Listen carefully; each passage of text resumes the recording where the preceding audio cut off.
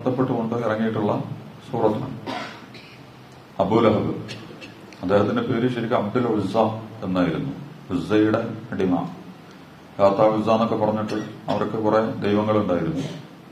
അതിൽ പ്രധാനപ്പെട്ട ഒരു ദൈവത്തിന്റെ അടിമ എന്നുള്ള നിലക്ക് അബ്ദുൽ ഉസ്സ എന്നാണ് അദ്ദേഹത്തിന് പേര് നൽകപ്പെട്ടിരുന്നത്. പക്ഷെ ചരിത്രത്തിൽ അദ്ദേഹം അറിയപ്പെട്ടത് അബൂലഹബ് എന്നുള്ള പേരിലാണ്. ലഹബ് എന്ന് പറഞ്ഞാൽ തീജ്വാലക്ക് പറയുന്ന പേരാണ്. തീജ്വാല, തീയെ കത്തുമ്പോണ്ടാവുന്ന ആ ചുവന്ന ആ സാധനം ഉണ്ടല്ലോ, അതിനാണ് ലഹബ് എന്ന് പറയുക. അത് അബൂലഹബിനെ പരിഹസിച്ചുകൊണ്ട് പറഞ്ഞതാണ് എന്ന് പറയുന്നുണ്ട്. അബൂലഹബിനെ ഇഷ്ടപ്പെട്ടിരുന്നതും ആ പേരിൽ വിളിക്കപ്പെടാനായിരുന്നു. കാരണം അത്യാവശ്യം നല്ല സൗന്ദര്യമുള്ള, സമ്പത്തുള്ള, സൗകര്യങ്ങളുള്ള, അധികാരങ്ങളുള്ള വ്യക്തിത്വമായിരുന്നു അബൂലഹബ് എന്ന് പറയുന്നത്. ഒരു കേവലം ഒരാളല്ല, മറിച്ച് ഖുറൈശികളുടെ കൂട്ടത്തിൽ അബ്ദുൽ മനാഫ് കുടുംബത്തിൽ ഖുറൈശി ഗോത്രത്തില് നബി തിരുമേനി സല്ലല്ലാഹു അലൈഹി വസല്ലമയുടെ അബ്ദുൽ മുത്തലിബിന്റെ മക്കളുമായിട്ട് ബന്ധപ്പെട്ടുകൊണ്ട് വളരെ ഉന്നതമായ പദവികളിലുണ്ടായിരുന്ന ഒരാളായിരുന്നു അബൂലഹബ്. കാണാനും അത്യാവശ്യം സൗന്ദര്യം ഉണ്ടായിരുന്ന വ്യക്തിത്വമായിരുന്നു. അതുപോലെ തന്നെ സാമ്പത്തികമായും പദവിയിലുമൊക്കെ ഉയർന്നു നിൽക്കുന്ന ആളായിരുന്നു. ഇതെല്ലാം കൂടി ചേർത്ത് വെച്ചിട്ടാണ് വിശുദ്ധ ഖുർആൻ അദ്ദേഹത്തെ അബൂലഹബ് എന്ന് വിളിച്ചത്. ഇന്ന് ലോകത്ത് അങ്ങനെയൊക്കെ ഉണ്ട്. അധികാരമണ്ഡലങ്ങളിലും സംവിധാനങ്ങളിലും സൗകര്യങ്ങളിലുമൊക്കെ വിരാജിച്ചുകൊണ്ടിരിക്കുന്ന ആളുകൾ.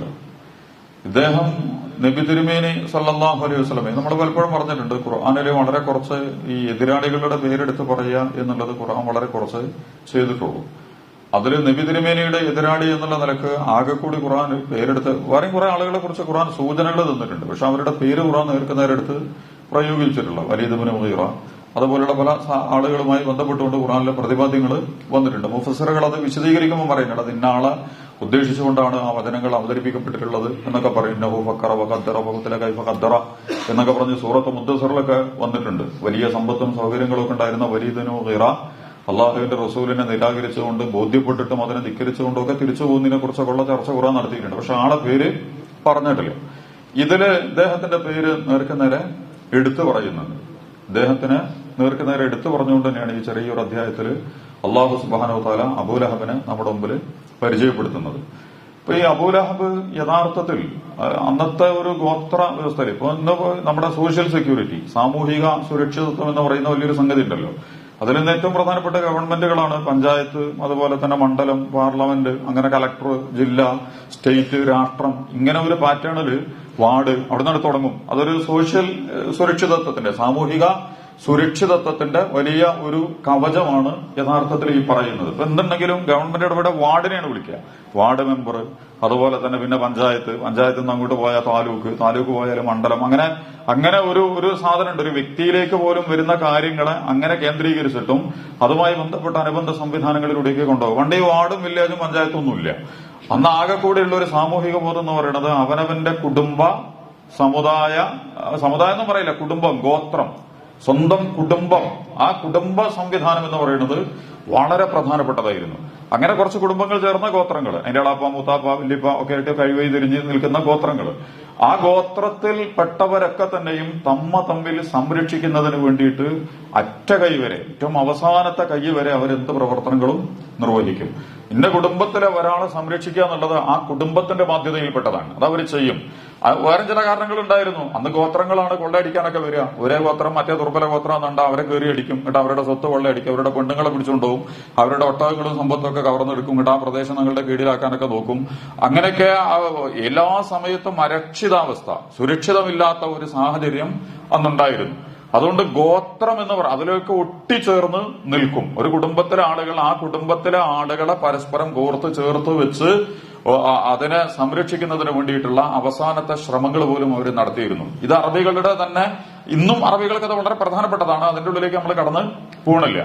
അത് ആ ഒരു ഗോത്ര കുടുംബ സംരക്ഷണത്തിന്റെ പരിധിയിൽ അബ്ദുൽ മനാഫ് കുടുംബവും ഖുറൈശി ഗോത്രത്തിലെ വളരെ പ്രധാനപ്പെട്ട ആ കുടുംബവും നബി തിരുമേനി സല്ലല്ലാഹു അലൈഹി വസല്ലം നബിയായി വന്ന സന്ദർഭത്തിലും നബിന്റെ പണിയൊക്കെ എടുത്തു പോകുന്നുണ്ട്. കുടുംബം നബിയോടൊപ്പം തന്നെ. അവര് വിശ്വാസികളൊന്നും ആയിട്ടില്ല, പക്ഷെ നമ്മളെ കുടുംബത്തിൽപ്പെട്ട ആളാണ്. മാത്രമല്ല നബി ഉന്നത വ്യക്തിത്വമായിരുന്നു. നമുക്കറിയാവുന്നതുപോലെ നല്ല സ്വഭാവം, നല്ല പെരുമാറ്റം, അങ്ങനെ നിരാകരിക്കുകയും നിഷേധിക്കുകയും ഒഴിവാക്കുകയും ചെയ്യേണ്ട പ്രവണതകളൊന്നും ഒരു വഷളൻ സ്വഭാവക്കാരനല്ലല്ലോ.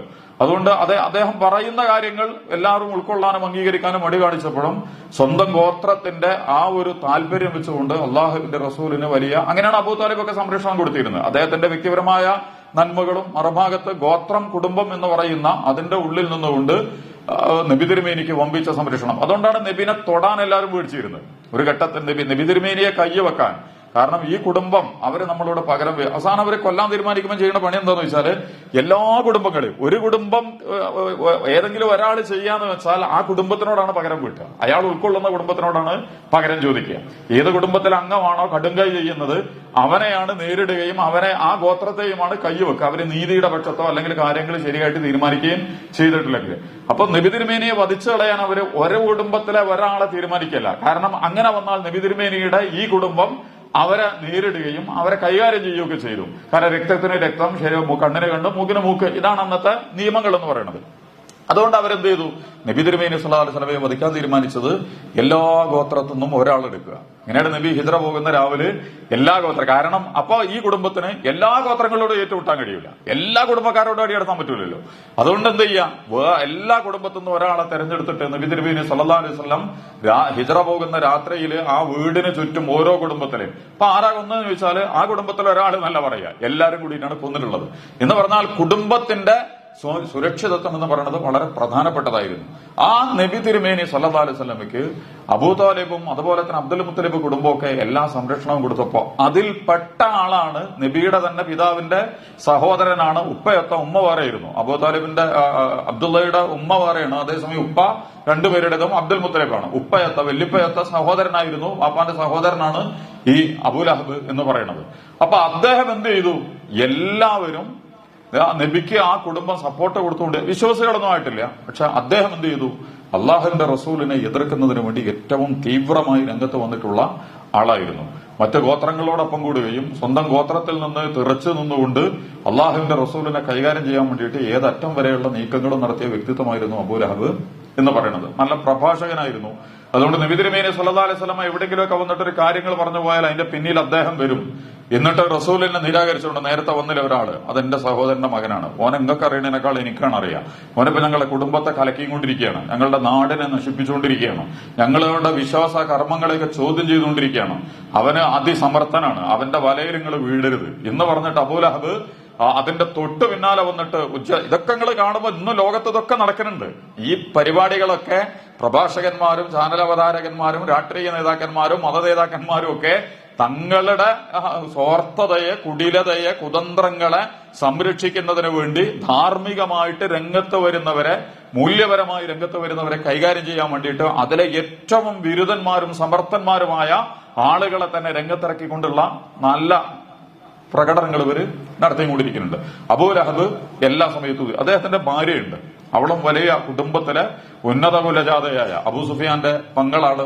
ആ ഹർബ് എന്ന് പറയുന്ന വലിയ അമബി കുടുംബത്തിലെ വളരെ പ്രഗത്ഭനായ വ്യക്തിത്വത്തിന്റെ മകളായിരുന്നു. ഉമ്മു ജമീല എന്നാണ് അവളുടെ പേര്. ഹിന്ദ് എന്നാണ് ശരിക്കും പേര്. ഉമ്മു ജമീല, ഹിന്ദ് എന്നൊക്കെയുള്ള പേരിലാണ് അവള് അറിയപ്പെട്ടിട്ടുള്ളത്. ഈ പെണ്ണും നബി തിരുമേനി സല്ലല്ലാഹു അലൈഹി വസല്ലമയെ എതിർക്കുന്നതിന് അബൂ ലഹബിന്റെ കൂടെ തന്നെ എല്ലാ സമയത്തും അവളും ഉണ്ടായിരുന്നു എന്നാണ് ചരിത്രം പറയുന്നത്. അപ്പൊ അള്ളാഹുവിന്റെ റസൂലിനെ എതിർക്കാൻ വേണ്ടിയിട്ട് രംഗത്ത് വന്നിട്ടുള്ള ഏറ്റവും പ്രധാനപ്പെട്ട, അകത്ത് നിന്ന് തന്നെയുള്ള പ്രധാനപ്പെട്ട ശത്രുവായിരുന്നു അബൂ ലഹബ് എന്ന് പറയുന്നത്. അബൂ ലഹബിന്റെ 2 മക്കള് നബിയുടെ പെൺകുട്ടികളെ കല്യാണം കഴിച്ചിരുന്നു. നബിയാണ് എന്ന് പ്രഖ്യാപിച്ചതോടുകൂടി അവരെയൊക്കെ അപ്പൊ തന്നെ മൊഴി ചൊല്ലിച്ചു എന്ന് മാത്രമല്ല, അതിൽ ഉത്തബ എന്ന് പറയുന്ന ഈ 2 മരുമക്കളിൽ ഒരാൾ വന്നിട്ട് അള്ളാഹുവിന്റെ റസൂലിനെ കാർക്കിച്ചു തുപ്പുകയും, റസൂലിന്റെ മുഖത്ത് കൊണ്ടില്ല നിലത്ത് വീഴുകയാണ് ചെയ്തത്, കാർക്കിച്ചു തുപ്പുകയും വളരെ പരിഹാസ്യമായ രീതിയിൽ. ഇതൊന്നും ഇവര് കുടുംബപരമായിട്ട് ഇങ്ങനെയൊന്നും ചെയ്യൂല. കുടുംബത്തിൽ അവർ പരസ്പരം കൊടുക്കുന്ന ഹുറുമത്തും മാന്യതയും പരിഗണനയും എന്ന് പറഞ്ഞാൽ വളരെ പ്രധാനപ്പെട്ടതാണ്. അപ്പൊ സ്വന്തം ഭാര്യയുടെ, ഇണയുടെ ഉപ്പയെ വളരെ മോശപ്പെട്ട രീതിയിൽ വന്നിട്ട് അള്ളാഹുവിന്റെ റസൂലിനെ ആക്ഷേപിക്കുകയും ചീത്ത പറയുകയും ആളുകളുടെ മുമ്പിൽ വഷളാക്കാനുള്ള ശ്രമമൊക്കെ അയാൾ നടത്തിയിരുന്നു. അവസാനം നബി തിരുമേനി പ്രാർത്ഥിക്കുന്നുണ്ട്, ഇവന്റെ ഷെറിൽ നിന്ന് അള്ളാഹുവെ നീ എന്നെ കാത്തുരക്ഷിക്കണം എന്ന് പറഞ്ഞുകൊണ്ട്. അവസാനം ഇവൻ യാത്ര പോകുമ്പോൾ സിംഹം കടിച്ചിട്ട് മരിച്ചു എന്നൊക്കെയാണ് ചരിത്രത്തിൽ കാണാൻ കഴിയുന്നത്. ഒരു സ്ഥലത്ത് വിഷയം കേട്ടോ. അബൂ ലഹബ് ഈ പ്രാർത്ഥന അബൂ ലഹബ് അറിഞ്ഞിരുന്നു. അതുകൊണ്ട് എന്തോ അവന് സംഭവം. അബൂ ലഹബിന് അറിയാലോ അള്ളാഹുവിന്റെ റസൂല് സത്യസന്ധനാണ്, മൂല്യമുള്ളവനാണ്, നന്മയുള്ളവനാണ്, കള്ളനും കപടനും കുതന്ത്രശാലിയൊന്നുമല്ല. ഇത് നന്നായിട്ട് അബൂലഹബിന് അറിയാം. അതുകൊണ്ട് പ്രാർത്ഥന ക്ലിക്കാവും എന്നുള്ളത് കൊണ്ട് ഉത്തൈബയെ പറഞ്ഞയക്കുന്ന സന്ദർഭത്തിലൊക്കെ വമ്പിച്ച സെക്യൂരിറ്റി, കാവൽക്കാരോടും അടിമകളോടും ഒക്കെ നല്ല സുരക്ഷിതത്വം കൊടുക്കാനൊക്കെ അദ്ദേഹം പറയുക പോലും ചെയ്തിരുന്നു എന്നാണ്. പക്ഷെ ഒരു പ്രദേശത്തെത്തി എന്നിട്ട് അവർ വിശ്രമിച്ചൊരു സന്ദർഭത്തിൽ ഒരു സിംഹം ഇറങ്ങി വന്ന് 1400 വർഷങ്ങൾക്ക് മുമ്പ് അറേബ്യയിൽ സിംഹങ്ങൾ ഉണ്ടായിരുന്നു എന്നാണ് അപ്പൊ നമുക്ക് മനസ്സിലായി. അത് വേറെ സാധനമാണ്. പിന്നീട് ഒക്കെ അങ്ങോട്ടും ഇങ്ങോട്ടൊക്കെ നീങ്ങി പോയതായിരിക്കാം. അവിടെ സിംഹം ഇറങ്ങി ഇദ്ദേഹത്തെ കടിച്ചെടുത്ത് കൊണ്ടുപോയി അള്ളാഹുവിന്റെ റസൂലിന്റെ പ്രാർത്ഥനയ്ക്ക് ഉത്തരം കിട്ടി എന്നാണ് പറയുന്നത്.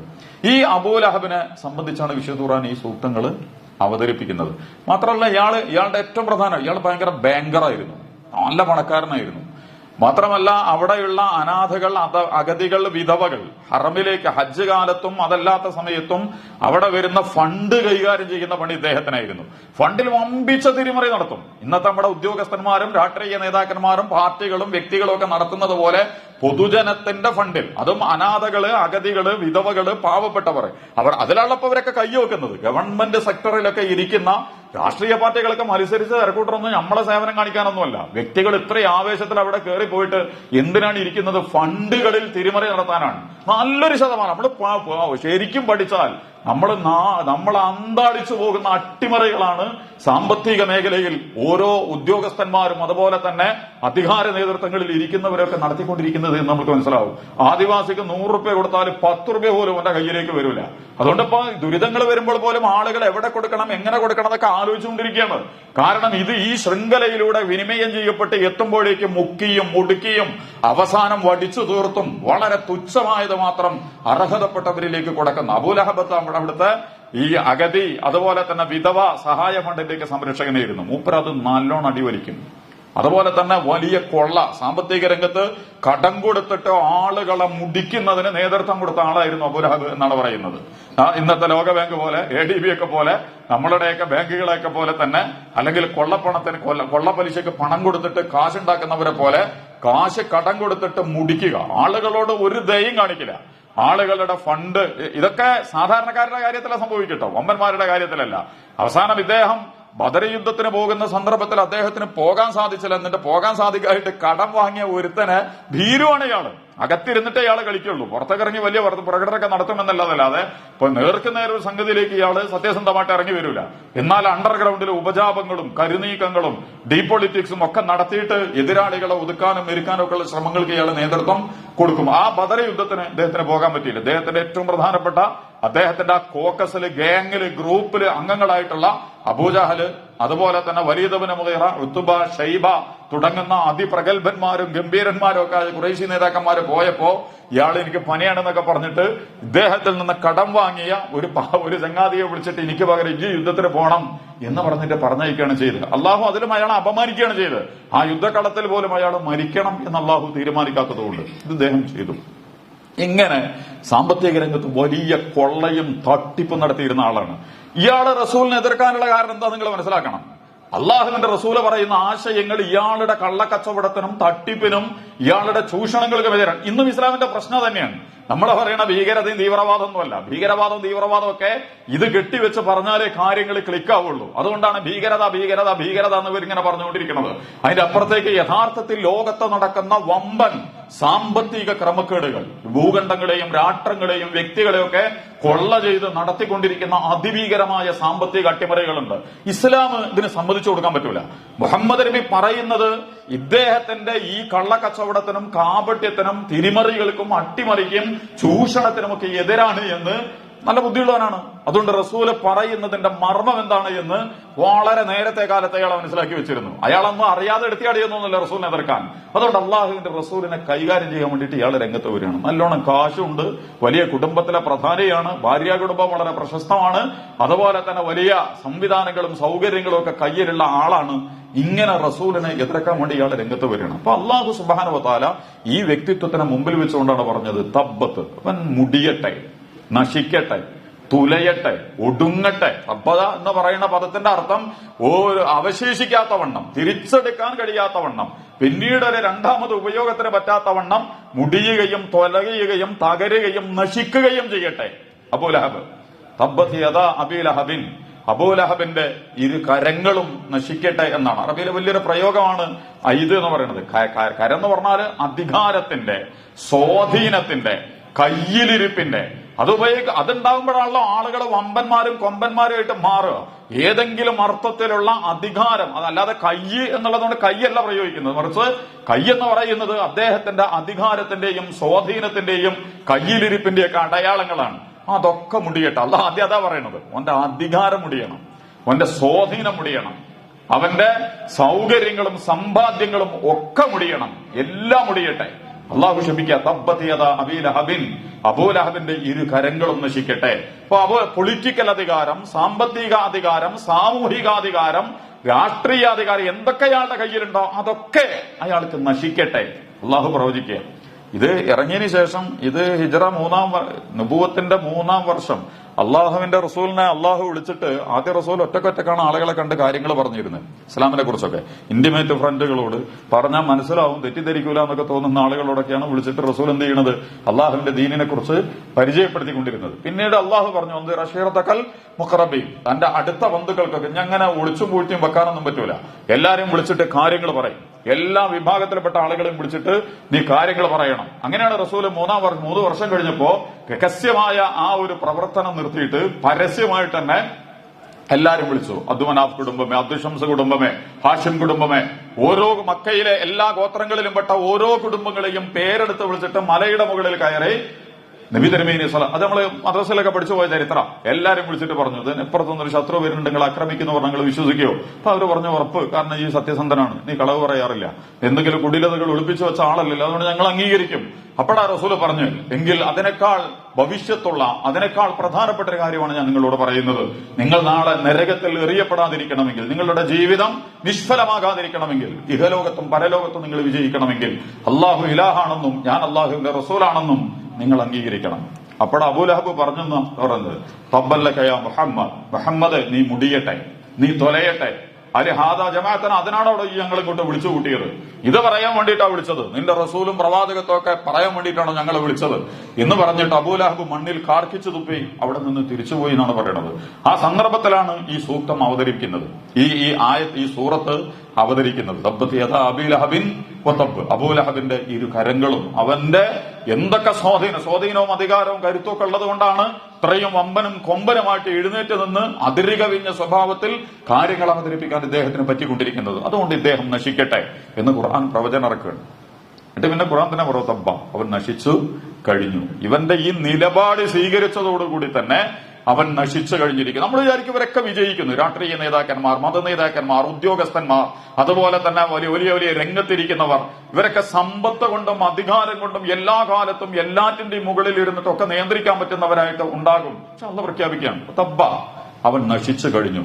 ഈ സൂറത്ത് ഇറങ്ങിയിട്ട് പിന്നെ 7 കൊല്ലം കഴിഞ്ഞ് 9 കൊല്ലം കഴിഞ്ഞിട്ടാണ് പിന്നെ ബദർ യുദ്ധം നടക്കുന്നത്. ആ ബദർ യുദ്ധം കഴിഞ്ഞതിന് ശേഷമുള്ള 10 കൊല്ലം കഴിഞ്ഞിട്ടാണ് യഥാർത്ഥത്തിൽ അബൂലഹബ് മരിക്കുന്നത്. ശരിക്കും അബൂലഹബ്, മുഫസ്സിറുകളൊക്കെ തന്റെ സംഗതി പറയുന്നുണ്ട്, അബൂലഹബ് എങ്ങാനും മുസ്ലിം ആയിരുന്നെങ്കിൽ ഖുർആൻ എന്നെ പരാജയപ്പെടുമായിരുന്നു. കാരണം എന്താ, അബൂലഹബ് വിശ്വാസിയാവില്ല എന്നാണല്ലോ ഖുർആൻ ഉറപ്പിച്ചു പറയുന്നത്. തബ്ബത് യദാ അബീ ലഹബ് എന്ന് പറഞ്ഞ അബൂലഹബ് മുടിയും തൊലയെന്ന് പറഞ്ഞ ആൾ ഒരിക്കലും ഇസ്ലാമിന് ഉൾക്കൊള്ളാൻ സാധ്യതയില്ല. അതേസമയം അബൂലഹബ് എങ്ങാനും ഇസ്ലാം സ്വീകരിച്ചിരുന്നെങ്കിൽ ഖുർആൻ അതോടുകൂടി പരാജയപ്പെടുമായിരുന്നു. പക്ഷെ അബൂലഹബ് ഇസ്ലാമിലേക്ക് വന്നില്ല. എന്നാലും നമ്മൾ മനസ്സിലാക്കുന്നത് പോലെ നമ്മളൊക്കെ ഇപ്പൊ തന്നെ വിജയിക്കണം എന്ന് നമ്മൾ വിചാരിക്കുക. ഈ ആയത്തൊക്കെ ഇറങ്ങി 10 കൊല്ലം കഴിഞ്ഞതിന് ശേഷമാണ് അബൂലഹബ് നിര്യാതനാകുന്നത്. അത് വളരെ ഈ ഖുർആൻ ഈ പറഞ്ഞതുപോലെ വളരെ മലീമസമായ രീതിയിലുള്ള, വളരെ ജീർണമായ, എല്ലാ സംവിധാനങ്ങളും തകർന്ന് തരിപ്പണമായി, ഒരു കാര്യം കൊണ്ട് ഒരു ഉപകാരവും പറ്റാത്ത രീതിയിൽ അദ്ദേഹത്തിന് വലിയ സമ്പത്തുണ്ടായിരുന്നു, കുടുംബമുണ്ടായിരുന്നു, പ്രമാണിത്വമുണ്ടായിരുന്നു, പദവി ഉണ്ടായിരുന്നു. ഇതിനെക്കുറിച്ചൊക്കെയാണ് തബ്ബത് യദാ അബീ ലഹബിൻ, അബൂലഹബിന്റെ കൈകൾ എന്ന് പറയുന്നത്. ഇതൊക്കെ മുടിഞ്ഞു. ബദർ യുദ്ധം കഴിഞ്ഞ് തിരിച്ചു വരുമ്പോൾ അദ്ദേഹം പനിച്ചു കിടക്കുകയാണെന്നാണ് പറയുന്നത്. പനിച്ചു കിടക്കുകയായിരുന്നു. പനിച്ചിട്ട് പിന്നെ ശരീരത്തിൽ ചെറിയ ചൊള്ള പോലുള്ള ചെറിയ കുരുക്കൾ വന്നു. ആ കുരുക്കളിലൊക്കെ രക്തവും ജലമൊക്കെ നിറഞ്ഞിട്ട് അത് വലിയ പുഴുവരിക്കുന്ന, ദുർഗന്ധം വമിക്കുന്ന, അളിഞ്ഞ ഒരവസ്ഥയിലേക്ക് ശരീരത്തിൽ വലിയ മാരക രോഗമായി അത് വികസിച്ചു കഴിഞ്ഞിരുന്നു എന്നാണ് പറയുന്നത്. അദ്ദേഹത്തിന്റെ ഭാര്യയൊക്കെ അദ്ദേഹത്തിന് ഇട്ടിട്ട് പോയി, അതോ പ്രിയപ്പെട്ടവരൊക്കെ ഇട്ടിട്ട് പോയി. ആളുകളൊന്നും അദ്ദേഹത്തിന്, കാരണം ദുർഗന്ധം വഹിച്ചിട്ട് അതിന്റെ അടുത്ത് കണ്ട് ചെല്ലാൻ പറ്റണില്ല. അത്രയും നീചമായ ചീഞ്ഞടിഞ്ഞ അവസ്ഥയിലാണ് അബൂലഹബ് ഉണ്ടായിരുന്നത്. അവസാനം അദ്ദേഹം മരണപ്പെട്ടിട്ട് പോലും ഒരാൾ അടുത്തിരുന്നിട്ട് ഒരു തുള്ളി വെള്ളം കൊടുക്കാനോ സമാശ്വസിപ്പിക്കാനോ ഏതെങ്കിലും അർത്ഥത്തിലുള്ള എന്തെങ്കിലും ഒരു ഗുണകരമായ കാര്യങ്ങൾ ചെയ്യാനോ ഒരാളും അദ്ദേഹത്തിന്റെ അടുത്തേക്ക് വന്നിരുന്നില്ല. മരിച്ചു 3-4 ദിവസങ്ങളോളം മയ്യത്ത് കടക്കരോട് തന്നെ കടന്നു. ഒരാളും തിരിഞ്ഞു നോക്കണ്ട, ഇതിന്റെ അടുത്തേക്ക് ചെല്ലാൻ വയ്യ, ചീഞ്ഞു നാര്. നമ്മളൊക്കെ ഇപ്പൊ ഇവിടെ ദുരന്തങ്ങളിൽ വീണവരെയൊക്കെ എത്ര ജീർണമായ അവസ്ഥയിലെത്തിയ ശവശരീരങ്ങളെ പോലും വളരെ മാന്യമായി മനുഷ്യന്മാർ അത് എടുക്കാനും സംസ്കരിക്കാനും ത്യാഗപൂർണ്ണമായിട്ട് കൈകാര്യം ചെയ്യാനും ഒക്കെ നെട്ടോട്ടോടിക്കൊണ്ടിരിക്കുന്ന കാഴ്ച നമ്മൾ കണ്ടതാ. മക്കയിലെ ഏറ്റവും പ്രഗത്ഭന്മാരായ അബൂലഹബ് നശിച്ച് മടിഞ്ഞ് മണ്ണിലേക്ക് ചേരുമ്പോ ഒരാളും അതിന്റെ അടുത്തേക്ക് വരുന്നില്ല. അവസാനം അദ്ദേഹത്തിന്റെ പെൺകുട്ടികളോട് ആരൊക്കെ വിളിച്ചിട്ട് പറഞ്ഞ്, പാപ്പാന്റെ മയ്യത്തിന്റെ കൂടെ കിടക്കണം, ഇയാൾ എവിടെയെങ്കിലും കൊണ്ടുപോയി അടിച്ചില്ലെങ്കിൽ നാറിയിട്ട് നിൽക്കാൻ വയ്യ ഒരാൾക്കും എന്ന് പറഞ്ഞിട്ട് ആരെങ്കിലും വരണേ അതിന്റെ അടുത്തേക്ക്. അവസാനം അടിമകളെ കൊണ്ടുവന്ന് കള്ള് കുടിപ്പിച്ച് അവരാണ് അബൂലഹബിന്, അവര് പോലും കൈയോടെ തൊട്ടിട്ടില്ല എന്ന് പറയുന്നത്.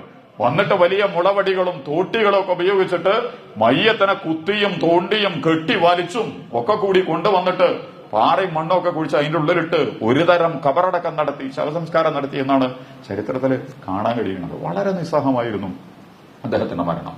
ലോകത്തെ ഈ രീതിയിൽ ഈ വിഷയങ്ങളൊക്കെ കൈകാര്യം ചെയ്യുന്ന വ്യക്തികൾക്കും പ്രസ്ഥാനങ്ങൾക്കും വ്യക്തികൾക്കും സംവിധാനങ്ങൾക്കും ഒക്കെ സംഭവിക്കാൻ സാധ്യതയുള്ള വലിയ ദുരന്തങ്ങളില്ല. അത്ര ധാരാളം സംഗതികൾ നമ്മളൊക്കെ കണ്ടിട്ടുണ്ട്. അതിന്റെ വിശദീകരണത്തിലേക്ക് നമ്മളിപ്പോ പോണ്ട. അപ്പൊ ഖുർആന് തബ്ബ, അവൻ നശിച്ചു കഴിഞ്ഞു. യഥാർത്ഥത്തിൽ തന്നെ അവൻ നശിച്ചു. ബദർ യുദ്ധം കേട്ടപ്പോ തന്നെ മുമ്പിൽ പകുതി സ്ട്രോക്ക് വന്ന പോലെയായിരുന്നു. കാരണം വിജയിക്കും എന്നാണ് അയാൾ കരുതിയിരുന്നത്. പക്ഷേ തന്റെ പ്രിയപ്പെട്ടവരും സഹപ്രവർത്തകരൊക്കെ ഒടുങ്ങി അവസാനിച്ചു, വമ്പിച്ച പരാജയം ഏറ്റുവാങ്ങി എന്ന് പറഞ്ഞപ്പോ തന്നെ മാനസികമായും ശാരീരികമായും അബൂലഹബ് തകർന്ന് പരവശനായി കഴിഞ്ഞിരുന്നു എന്നാണ് പറയുന്നത്. പിന്നീട് ഖുർആൻ പറയുന്നത് അയഗ്നിയൻകും മാലുഹു വമാകസബ്, അവന്റെ പൈസ കൊണ്ടൊന്നും ഒരു കാര്യം ഒന്നും കിട്ടിയില്ല. പണമാണ് മനുഷ്യൻ എന്ത് ചെയ്യുക എല്ലാ നെറുകേടുകളിലേക്കും അല്ലെങ്കിൽ അതുപോലുള്ള സംവിധാനങ്ങൾ. അതുകൊണ്ടൊന്നും അബൂലഹബിന് ഒരു ഫലവും കിട്ടിയില്ല. വമാ കസബ്, അത് വളരെ പ്രധാനപ്പെട്ട പദമാണ്. വമാ കസബ് എന്ന് പറഞ്ഞാൽ അബൂലഹബ് ചെയ്ത പുണ്യങ്ങള്. അബൂലഹബും ആളുകളെ കാണാൻ വേണ്ടി ദാനധർമ്മങ്ങൾ കൊടുക്കും, സേവന പ്രവർത്തനത്തിന് ഇറങ്ങി വരും, എല്ലായിടത്തും മുന്നിലുണ്ടാവും. ഇപ്പൊ നമ്മളൊക്കെ കാണുങ്ങള് ഞാനതിന്റെ മറുഭാഗത്തേക്ക് ഞാൻ കടന്നു പോണില്ല. നന്മകൾ എന്ന് തോന്നുന്ന കാര്യങ്ങൾ നമ്മൾ ഏത് അക്രമി പോലും ചെയ്യും. വലിയ ദുഷ്ടന്മാർ പോലും എന്ത് ചെയ്യുക, വലിയ ധർമ്മബോധമുള്ളവരാണെന്ന് തോന്നിക്കുന്ന ആതുര ശുശ്രൂഷ, സേവന പ്രവർത്തനങ്ങള്, ദാനധർമ്മങ്ങള് ഒക്കെ ചെയ്തിട്ട് മീഡിയ പ്രാധാന്യം കിട്ടാൻ, പദവി ഉറപ്പിക്കാൻ, പേര് കിട്ടാൻ ഒക്കെ പല രീതിയിലാണെങ്കിൽ എന്ത് ചെയ്യും, പല ഉപകാരങ്ങളും മനുഷ്യർക്ക് ചെയ്തുകൊണ്ടിരിക്കുന്ന ആളുകളുണ്ട്. കമ്മിറ്റിയും സ്ഥാനത്തൊക്കെ ഇരിക്കുമ്പോൾ അതിന്റെ അർത്ഥത്തിൽ കാര്യങ്ങൾ ചെയ്യും. അബൂലഹബ് അവിടെ ഇരുന്നിട്ട് അനാഥകളെ അഗതികൾക്കൊക്കെ കാശ് കൊടുത്തിരുന്നു, സ്വന്തം നിലക്കും വേറെയും കുറെ കാര്യങ്ങളൊക്കെ ചെയ്തിരുന്നു. പക്ഷെ അള്ളാഹ് പറയണത് വമാ കസബ്, ആ ചെയ്ത പണിക്ക് മോനൊരു ഗുണം കിട്ടിയിട്ടില്ല.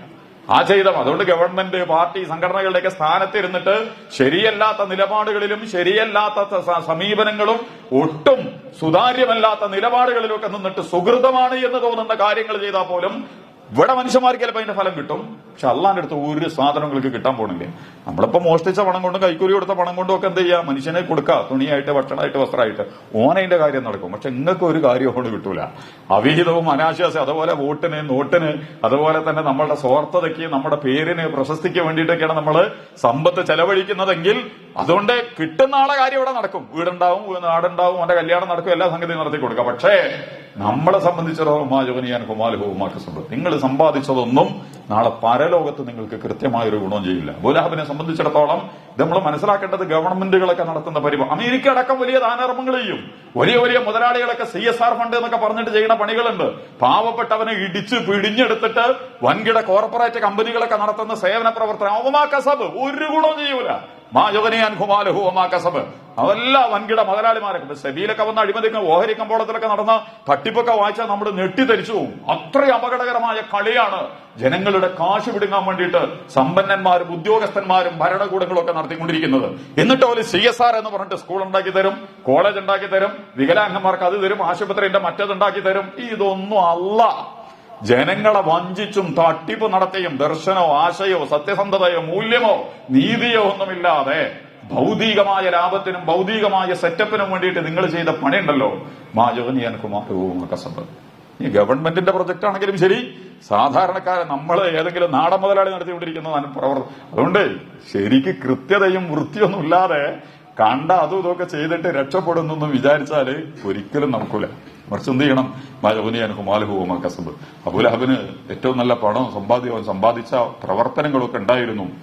അധികാരവും സ്വാധീനമൊക്കെയാണ് യഥാ അബീ ലഹബ് എന്ന് പറഞ്ഞതിന്റെ അർത്ഥം. വമാ കസബ് എന്ന് പറയുന്നതിന്റെ ഉദ്ദേശം അയാൾ നന്മയാണ് എന്ന് തോന്നുന്ന ചില പ്രവർത്തനങ്ങളൊക്കെ അയാൾ നടത്തിയിരുന്നു. അതൊന്നും അള്ളാന്റെ അടുത്ത് ക്ലിക്കാവില്ല എന്നാണ് വിശുദ്ധ ഖുർആൻ വിശദീകരിക്കുന്നത്. അപ്പോ രണ്ട് ഭാഗം. ഇതിലുള്ള ഏറ്റവും വലിയ പാഠം വലിയ കുതന്ത്രശാലികള്, കുതർക്കികള്, കുടിലബുദ്ധികള് ഒക്കെ നടത്തിക്കൊണ്ടിരിക്കുന്ന വളരെ അപകടകരമായ പ്രവർത്തനങ്ങളുണ്ട്. അവരൊക്കെ ചരിത്രത്തില് അത് ഹേമ കമ്മിറ്റി റിപ്പോർട്ടാണെങ്കിലും ശരി, കാഫർ വിവാദമാണെങ്കിലും ശരി, ഏത് സംഗതിയിലും അണ്ടർഗ്രൗണ്ടിൽ ഇരുന്നിട്ട് കളിച്ചുകൊണ്ടിരിക്കുന്ന ഹേമ കമ്മിറ്റി റിപ്പോർട്ടൊക്കെ കേട്ടാ തോന്നുന്നു അവിടെ മുത്തക്കീങ്ങളും മുസ്ലിഹീങ്ങളും നടക്കുന്ന ലോകമാണെന്ന്. വേൾഡ് സിനിമാ വേൾഡ് എന്ന് പറയുന്നത് തന്നെ ചീഞ്ഞടിഞ്ഞ് തകർന്നളിഞ്ഞു. അശ്ലീലവും അനാശാസതയും കള്ളപ്പണവും വെള്ളപ്പണവും ഒക്കെ വാരി വലിച്ചു നടക്കുന്ന കൂത്തരങ്ങാണത്. പക്ഷെ ഇപ്പൊ നമ്മള് ആ റിപ്പോർട്ട് ഇപ്പൊ പുറത്തു വരാൻ വേറെ കാരണമുണ്ട്. അതിലേക്ക് നമ്മളിപ്പോ കടന്നു പോകണില്ല. ഒന്നിനെ മറച്ചു വെക്കാനും മറ്റൊന്നിൽ നിന്ന് മറ്റൊന്നിലേക്ക് ചാടിപ്പോവാനും ഒക്കെ ചെയ്യുന്ന തന്ത്രങ്ങളുടെ ഭാഗമാണ്. അവിടെ എന്ത് നന്മയാണുള്ളത്? പഴയ ഹോളിവുഡും ബോളിവുഡും ഒക്കെ നിങ്ങൾ എടുത്ത് പരിശോധിച്ചുകൊണ്ട് സിനിമാ ലോകത്തിന്റെ പിന്നാമ്പുറങ്ങളിൽ നടന്നുകൊണ്ടിരിക്കുന്ന സാധനങ്ങളൊക്കെ. പക്ഷെ നമ്മൾ മനസ്സിലാക്കേണ്ടത് ഇതൊക്കെ അവരൊക്കെ ഇങ്ങനെയൊക്കെ ചെയ്ത് ഇതൊക്കെ ഭയങ്കര സംഭവമാണ് എന്നൊക്കെ വരുത്തി വെക്കാൻ ശ്രമിച്ചാൽ പോലും അല്ലാഹു സുബ്ഹാനഹു വ തആല അതിന്റെ ഒരു കരിസ്മാറ്റിക് പ്രവണതകളുണ്ട്, അമ്പരപ്പിക്കുന്ന രീതിയിലുള്ള അതിന്റെ പ്രശസ്തികളുണ്ട്. സിനിമാ വേൾഡ് എന്നൊക്കെ പറഞ്ഞാൽ അങ്ങനെയുള്ള നമ്മുടെ മുമ്പിലുള്ളത്. ഇതൊന്നും അള്ളാന്റെ അടുത്ത് കസബ് അള്ളാന്റെ അടുത്ത് ഇതിനൊന്നും ഒരു സംഗതിയും കിട്ടാൻ പോകുന്നില്ല. അതുകൊണ്ട് നമ്മള് ആഭ്യന്തര ശുദ്ധിയും സത്യസന്ധതയും നീതിബോധമൊന്നുമില്ലാതെ ഉദ്യോഗസ്ഥന്മാരോ നേതാക്കന്മാരോ വ്യക്തികളോ ഒക്കെ നടത്തുന്ന എന്ത് കുടിലതകളും നാളെ മരണാനന്തര ജീവിതത്തിലും അയാളുടെ ഇഹലോകത്തിലെ വ്യക്തി ജീവിതത്തിൽ പോലും അവസാന ഘട്ടത്തിൽ വമ്പിച്ച തകർച്ചക്കും തളർച്ചക്കും ഒക്കെ കാരണമായി തീരുമെന്നാണ് അബൂലഹബിനെ മുന്നിൽ വെച്ചുകൊണ്ട് ഖുർആൻ വിശദീകരിക്കുന്നത്. ബാക്കി നമുക്ക് പിന്നീട് എപ്പോഴെങ്കിലും ഒക്കെ പറയാം. കൂടുതൽ നന്നായി കാര്യങ്ങൾ മനസ്സിലാക്കാൻ അല്ലാഹു നമ്മെ തൗഫീഖ് നൽകി അനുഗ്രഹിക്കുമാറാകട്ടെ.